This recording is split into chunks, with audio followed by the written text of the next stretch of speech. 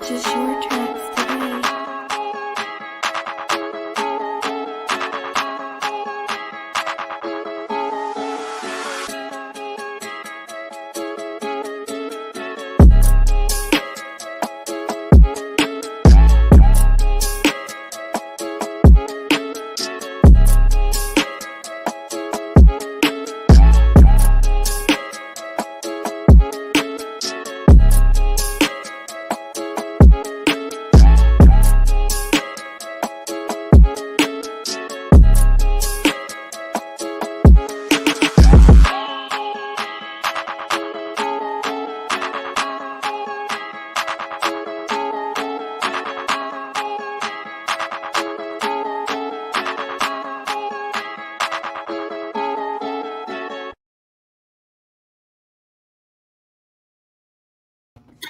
Welcome back to your favorite sports competitive betting show. I am your host, Josh Elliott. It is the final episode of season 2, ladies and gentlemen, and we are going out in a big bang.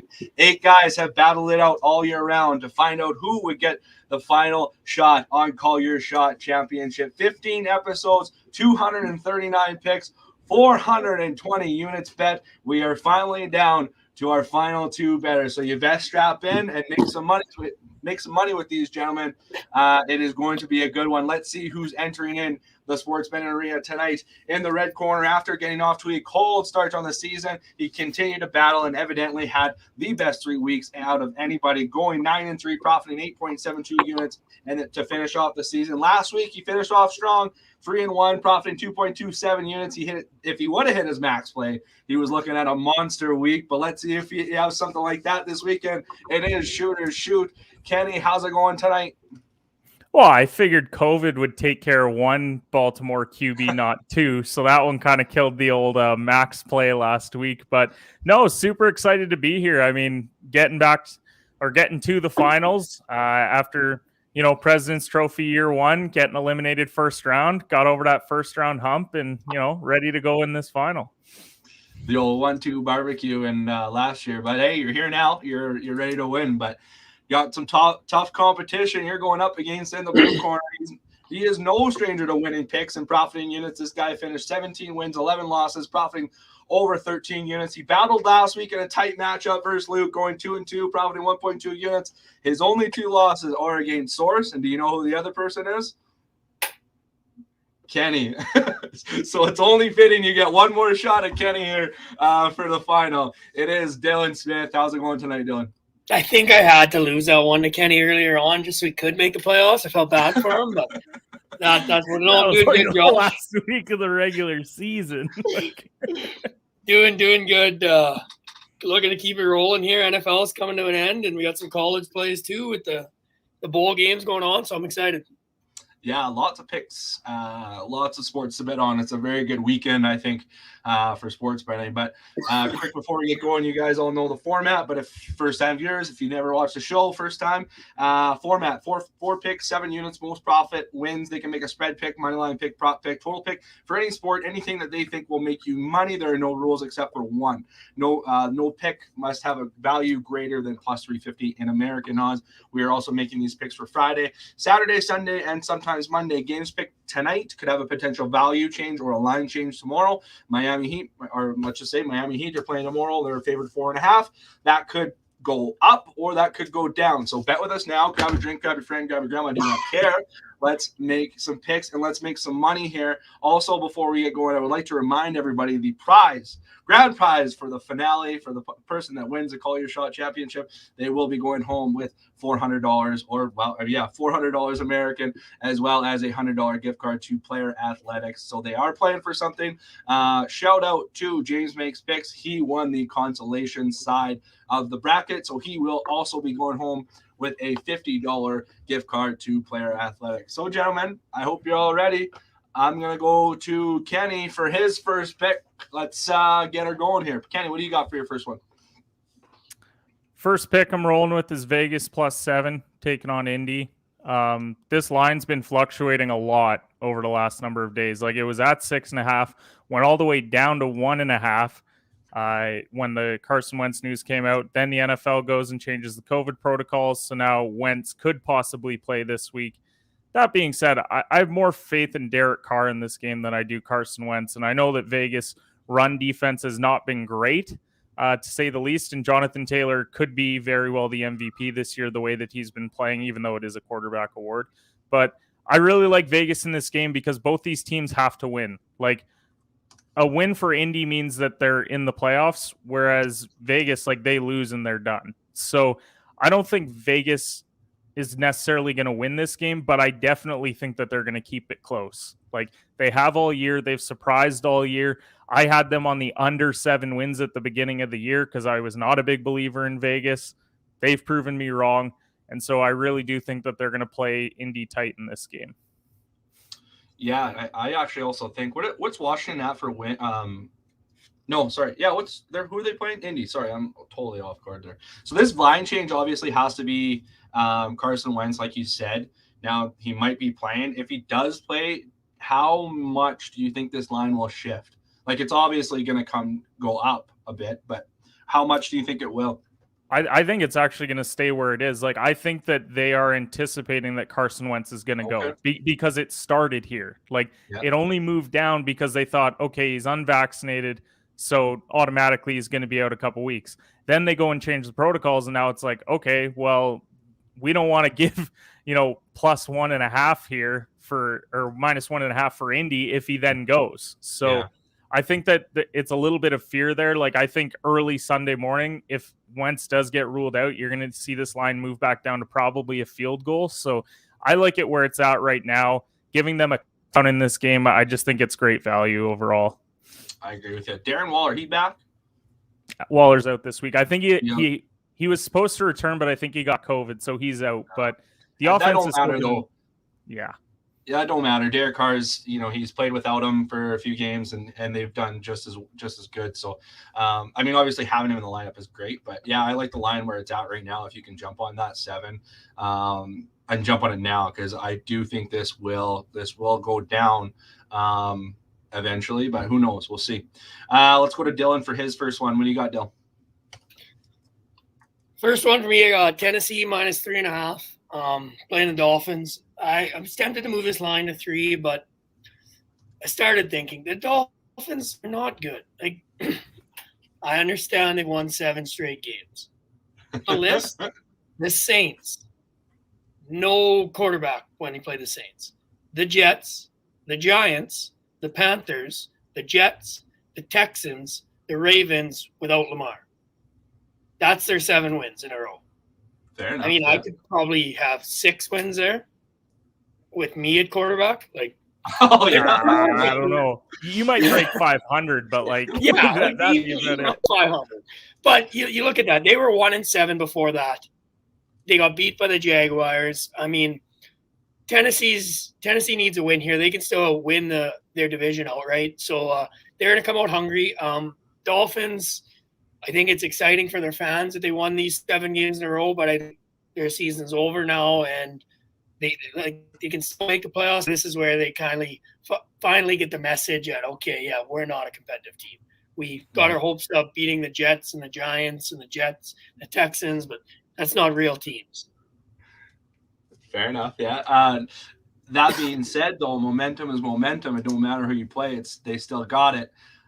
Is Ryan Tannehill and the Tennessee Titans the team, without Derrick Henry, the team that's going to shut them down and stop that momentum, you think? Well, I don't think Ryan Tannehill will shut them down at all. He's doing mainly offensive stuff. But it's a revenge game, right? It's a Ryan Tannehill revenge game. Tannehill's out to get the Dolphins. He needs to get them back. He's never played against them since he got traded, so this is his chance. Oh, another. Okay, I see Ryan Tannehill revenge game. Little Tannehill revenge game. I like it. All right, let's move on to the second round here. Kenny, what do you got for your second pick? Second pick, I'm rolling with Minnesota plus 7 as well. I'm pretty shocked that the line is where it's at right now, just because like Minnesota is one of those teams that they're the 8th team in the NFC right now. So you drop this game, your season's over. They actually played Green Bay really well in that first matchup. Like, they really did. And that's surprising because if there's one person who's hated Kirk Cousins over the last number of years, it's me. But he's actually played very good football this year. resulting in a 3-point win the last time they played. So now they're going to be on the road.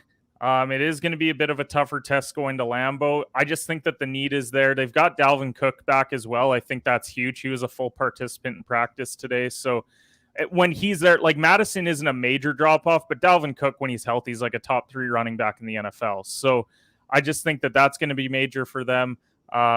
Green Bay, I mean, they didn't look great against Cleveland. Like the offense kind of stalled out. Like if it weren't for the fact that Baker Mayfield has no business being a starting quarterback in the NFL, then they probably lose that football game. So I haven't liked the way that Green Bay's looked. I think that they might be on a little bit of cruise control. I know that this game matters to them for the number 1 seed in the NFC, but division games are tough. And so I think that they're going to keep it close. I would lean Green Bay at home on the money line, but I do think that Minnesota, even if they're down 10 late, I could see them just backdoor cover on this. So the fact that it is at a touchdown, I think is huge. I would say Minnesota is like the roller coaster team of the year, just so up and down. And even in games, like you said, there have been times where they've been down early and then came backdoor covered. But they're away here, and I just want to ask you, they haven't looked good away. Lost to Detroit, Chargers. I think actually no, they beat the Chargers. The Niners they lost to. Now they are going to go up against technically in the power rankings the number 1 team in the NFL. What are they going to do on the defensive side to shut down Aaron Rodgers on the road? Like that's a tough thing to do. I think what helps them, like Aaron Jones isn't 100% right now. I think that's pretty obvious the way that he's being used right now. Like we are seeing a lot of AJ Dillon, who's been kind of the power back there. But I mean, it's tough to say because like you have to turn over Aaron Rodgers, which is easier said than done because he's one of the best of all time at keeping the football away from the other teams. So I think what they have to do is the offense has to run the clock. Like in order to win this game, you got to have the ball 35 minutes in this game. Pound the rock with Dalvin, look to Justin Jefferson on key third downs. He's proven to be a top 5 wide receiver in the NFL now. Like that rookie season was not a fluke. He's absolutely unreal for them. They will be without Adam Thielen as far as I know, which is tough, but I do think that Osborne has stepped in really well. Conklin is a good piece in that offense as well. So I just think touchdown, division game, the game, like I just can't see them losing by like a double digits or anything in this. I think it's going to be a lot closer. Thielen, I didn't know that. I didn't know he was out. That could be a massive. I mean, he was hurt last week, so I don't know what the indication. Like he came out of the game and he looked angry about it. So like I would assume that he's out. I haven't seen the injury report this week, but he's getting surgery. He's out. He's out for the year. Yeah. That'd be actually a really fun game to watch. I think. Weather will also play a factor in this game as well. Like if you get cold Lambeau, then Dalvin's going to have to be even better. And they're going to pound the rock 40 times. The key for Minnesota, I think, is try and keep the ball out of Aaron Rodgers' hands as much as possible. So I agree with you. He's the MVP right now, as far as I know. Like I think he's the betting odds MVP. So you can't just let him have the football for the majority of the game and think that you're going to keep it close. Absolutely not. All right, Dylan, what do you got for your second? Oh. What do you got for your second pick? My second second pick, I have Wake Forest. Can you hear me? Oh, yep. You're good. Can barely see you, but I mean, we can hear you. Hello. We can hear you. I think we lost him. Am I here still? Yeah, you're here. Okay. Sorry, guys. My second pick, I got Wake Forest and over 13.5 in the first quarter. I believe it's the Gator Bowl it's called. Yeah. Texas A&M was supposed to be in it originally. It's supposed to be Wake Forest and A&M. And now the replacement is Rutgers. Rutgers suck. Rutgers, I believe, is like 4-7, 5-7 on the year. Their defense is barely top 100. Wake Forest, as we all know, puts up points. They're going to absolutely demolish Rutgers in this game. I'm planning on betting them basically every way I can. Points, totals, overs. I'm just gonna go and hit every single bet possible on Wake Forest here. 7 or 8 days. Rutgers had to prepare for this. Not enough time to prepare for Wake Forest. The overs, I think the line at 62.5 or something right now. Wake Forest is going to score 40 on their own. I assume they're going to get 2 touchdowns in the first quarter pretty easily. They come out hot. I'll be pretty upset if we get a missed extra point, but I think there's going to be at least 14 points in the first quarter, if not more, and Wake Forest is going to be off to an easy lead. I don't think this will be a tough game at all. Yeah, a complete mismatch in this bowl game, but I guess I get it. The teams want to play somebody, so it's just unfortunate the Rutgers get faced up against probably one of the best. Personally, they were one of the best. I think they were a top 10 at one point, if I'm not mistaken. But this is a bet you can find specifically on Bet365, and you can find it, I think, on other sports books where they just like a money. It is kind of a parlay, but it's not. It's like an over plus the team to win that quarter. But it is a first quarter bet. Some of those are kind of tough because it comes down to a coin flip sometimes, Dylan, and you're smiling, and you know, like, if Rutgers get the ball first and just by chance, hypothetically, they go down and score, you're fucked. There's absolutely no way Wake is coming back scoring 21. So, how do you think? You think Rutgers there's just absolutely no way they're going to score at all? Like, even a field goal match. No, they don't know. The over is the total between both teams. I know. Oh, right. Yes. So I only need – Wake Forest is scoring twice in the first quarter, whether it's a touchdown, field goal. Yes. Okay. I'm pretty confident they're getting 2 touchdowns. My only concern is Rutgers doesn't score at all, and Wake Forest misses an extra point because it's college. That's my only concern. Yeah. Other than that, this is the easiest bet you'll ever see. Everything else is just Wake Forest's entire game. Wake Forest in points. Yeah. This is going to be one of the worst beatdowns in a bowl game that we've seen in a long time. The only thing that'll keep Rutgers in it is Wake Forest's D isn't very good, but their offense is one of the best we've seen in a long time. Yeah. I'd be looking at that first half line. It's probably sitting at right around 9.5 right now. Yeah, I was at 8.5. I was looking at it. Yeah. So that's, but even still though, Rutgers get 1 or 2 stops, and then you're But if they get 1 or 2 stops, I'm screwed. Yeah, exactly. Yeah. Anyways, that brings us to the halfway point of the show. It's a small little show we got here, so halfway point already. You know what that means. It is the player pick of the week. When shopping online, www.playergolf.com. Make sure to use promo code BETTHEOVER for 20% off. I'm wearing the hat. I think, I know Dylan's wearing the hat if you can see it through your shitty internet. Kenny, are you rocking a player hat right now? I'm not rocking the player hat now, but I can say that my dad, for Christmas, I got him a nice pullover from Player Golf or Player Athletic, and I even got him the pouch for his golf bag so that way he doesn't lose his phone and stuff because, he's old and he'll forget stuff. And so, yeah. I need one of those pouches. Those pouches look pretty sick. Anyway, make sure to check them out if you're looking for golf accessories, golf attire, athletic wear. They're in athletic wear now. Make sure to check them out, www.playergolf.com. So the player pick of the week is going to be I vouched to stay away from the NFL and college football because I've just been absolutely shit in the bed. So I'm going to the NHL. NHL is back. And this is a pick for tomorrow. I'm rolling with the New York Rangers money line plus 130 against Tampa Bay Lightning tomorrow. Tampa Bay played tonight. They're actually getting shit-hauled right now, 7-3 by Florida. They are missing actually a majority of their defensive back end. So I think this is a good matchup for the Rangers. They're all healthy. I think we see a 4-2 win. Maybe even I don't even know if Tampa Bay will get 2 goals. Missing their goalie too, aren't they? No, I think Bazzi's back.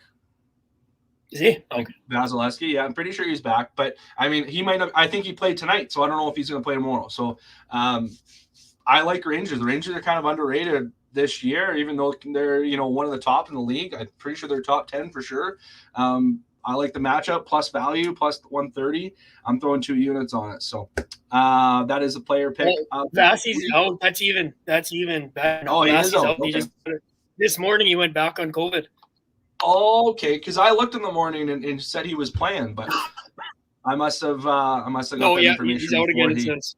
Yeah, so even better. Even every other reason to take that New York Rangers plus money line. So, all right, gentlemen, let's move to the third round here. Just about done. We're moving fast. Kenny, what are you rolling with for your third pick? I'm rolling with Washington football team this week. Money line taking on Philly. I really like Washington at home this week. Let's be clear. When they played a couple weeks ago, if they didn't have Gilbert the Grape playing QB for Washington, they win that football game. Like, they went up like big and then just didn't score anymore. And with them now heading home, they got Heineke playing. I think he's actually been solid this year. Like, he's not a franchise quarterback for me, but like, he's been serviceable this year. And I think a divisional game at home, you've got a chance to play spoiler because Washington's pretty much out of it. I think they beat Philly this week. I really like the value at plus 150 at home. So I'm rolling with the football team this week, the team with no name. The team with no name. Yeah, and correct me if I'm wrong. I think their team total over under win total was 7.5. So there's some implications there, if I'm not mistaken. But yeah, having Heineke back is huge.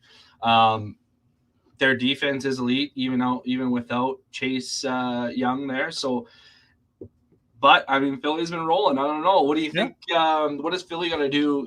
Defense or offensively to kind of get around that defense that Washington has that's so elite?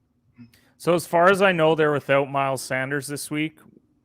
Might even be for the year because I think he suffered a pretty major injury last week. So they're going to be rolling like Boston Scott and whatever other third string running backs that they have in Philly. So I don't think the run game is going to be a major factor, which means you're putting it in Jalen Hurts' hands. He's been pretty solid this year. I think he's actually surprised a lot of people how well he's played because a lot of people thought that he was not a good quarterback at all. But I think overall, I love the chance for Washington to play spoiler. Like I think it's just a great spot for them. No team likes to see a team in their division go to the playoffs, and so I really love the spoiler storyline this week. Heineke probably would be. I don't know if he's a franchise, like you said, franchise quarterback, but I mean. I think he should be a starting quarterback in the NFL. If you're going through a rebuild and you're like, okay, we still want to win like 5 games, you go get Taylor Heineke. Yeah. Like, it's kind of what they did with Jared Goff in Detroit. They're like, we're going to be terrible, but like, we'll just go get Jared Goff because like it's a name and like we'll win like 3 or 4 games and then we'll see you at the draft next year. I'm surprised they have actually won a game this year, but I mean, who knows? Whatever. Let's keep moving to Dylan's pick here. I'm actually these last 4 picks, you guys, are very interesting. So I'm gonna go to Dylan here. What do you got for your third pick? I'm not going to comment on Kenny's pick there at all yet. I'll get to that later. I got Georgia. It's double result, so for halftime and then to win the game as well. I think Georgia is still easily a top 2 team in college football, and I think there's 2 teams in college football that are significantly better than the rest. Michigan needs to run the ball. Michigan's not going to run the ball on Georgia. They're going to hit an absolute brick wall against Georgia. They can't throw the ball very well. I think they've had 17 plays of 50 yards or more this year, Michigan has, and 9 of them have been on the ground. They're not going to get that against Georgia. It's just not going to happen. They're going to struggle all day. They're going to be 3rd and long, something they haven't seen all year. They've been 3rd and short, and they've ran the ball. 3rd and short screen pass. You're not going to have those opportunities against Georgia. The only chance I see Michigan having is somehow if their defense plays out of their mind, and I just don't think they can keep Georgia at bay. I think it might be a closer game, but I don't think Michigan's ever going to be in the position where they're leading. It's a good point you said about Michigan running the ball. They don't throw the ball, and Georgia's defensive line or their rush. Their rush defense is so good. So you're asking basically an offense to basically change their whole game plan that they've gone away or they're going to have to get away from the whole year basically and throw the ball, which also isn't very, that's also going to be very hard. Now that being said, Georgia kind of exposed in their last game against Alabama, Bama threw the ball pretty well. They were scoring points. Do you think maybe, Georgia's kind of found, maybe, made those fixes, made those changes to that, they're going to change that around and completely shut down Michigan? Or what do you think is going to happen? I don't think Georgia will solve that, but I also don't think Michigan is Bama. I think Bama will probably beat Georgia again because I have a pretty hefty future on Georgia to win it all. So I'm sure Bama will win the title. But no, it's more about Michigan to me than it is about Georgia. I think Georgia's defense is so good. Their offense isn't great, but it does the job. It gets enough points to win with this defense. This defense is, most of them are going to the NFL. They're almost their entire D line's going to the NFL, and that's what matters to me. It's not so much about Georgia fixing mistakes they had against Bama, because Bama's a much better team than Michigan. It's the fact that Michigan can't do what Bama did to Georgia.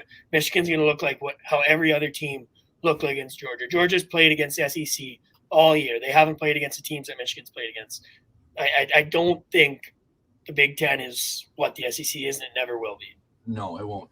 Quick question for you. Harbaugh, having coached in the NFL, do you think that has does it help him going into, the playoffs like this right now? Yes, but he's not playing. And look at his record over the past however long he's been back in college. He hasn't done anything special. This year, though. This year he's been pretty good. Well, yeah, he made the semifinals. Good for him. That's a tough thing to do, honestly. Let's move over to Kenny for his last pick. He might have something to say about this one. You know what? This is swinging for the fences in the final. This is you got 2 outs, loaded bases, and you're just taking a big daddy hack at it and hoping that something hits. Now, I really do think that they have a good chance of winning this game. First of all, seeing Dylan's bet, I'm just hoping at the very least Michigan leads at halftime. Like let's just and they can tie. If they're tied, he loses it. So that's what I'm rooting for, especially in this game. Like if I'm going to lose, I cannot afford to have it be bad. So I think they looked really good against Ohio State. They really put them in their place in that game. Overall, I think the Big Ten's a little bit underrated. I know that SEC runs college football, that much is obvious, but I just think Michigan's been written off all year long. At the start of the year, they were as well. I think that this is just their year to go to the final. I think they meet Bama. I think Bama takes care of business, but I think that they have a great shot at winning this game. The value at plus 240 of a college semifinal, of a team in a big conference, the value is just there for me. I think they do have a great shot in this game, and sprinkle the money line with 3 units on this one. That is a sprinkle if I ever seen one. Shoot, boys. Shoot, boys. Yeah, shoot. Just, we've already kind of talked about it, but like we said, their run game, obviously, it's got to be big, but they also kind of have to change their game plan, like we said. Do you think Michigan's quarterback and Harbaugh's offense has that capability of kind of being a little bit more diverse? I think they have the potential to in this game. I actually think McNamara has been pretty solid this year for them. I think Harbaugh is the coach that could help them switch it up and actually beat a team like Georgia because of that NFL experience. And he's won everywhere that he's been. It took a few years in Michigan, but he's done a great job with this program this year, getting them back on track. And I think it's going to lead to them going to the final. That's kind of what I was alluding to with Dylan's question about Harbaugh having that NFL experiences and changing game plans more often than not. But also Harbaugh has been there a little bit longer than a few years. I'm pretty sure Michigan fans were wanting his head, I think, last year. Yeah, keep in mind last year, they're we just extended him. What are we doing? I was just as surprised as anybody. But it's obviously paid. I don't know if it's paid off, but they've definitely improved from last year in the last few years, and they've gone to the semifinal at a shot for a championship. But that's gonna, honestly, I think this matchup is gonna come down to this one game, you guys. It's gonna be a fun one. But Dylan, you got one more pick left for your max play. and it's the opposite of what Kenny has again. What's your last one? So this is getting a bit scary because we got 5 units each riding on these 2 games, and there's a way we both lose both of these. That's quite scary. We could be looking at it goes down to 1 unit.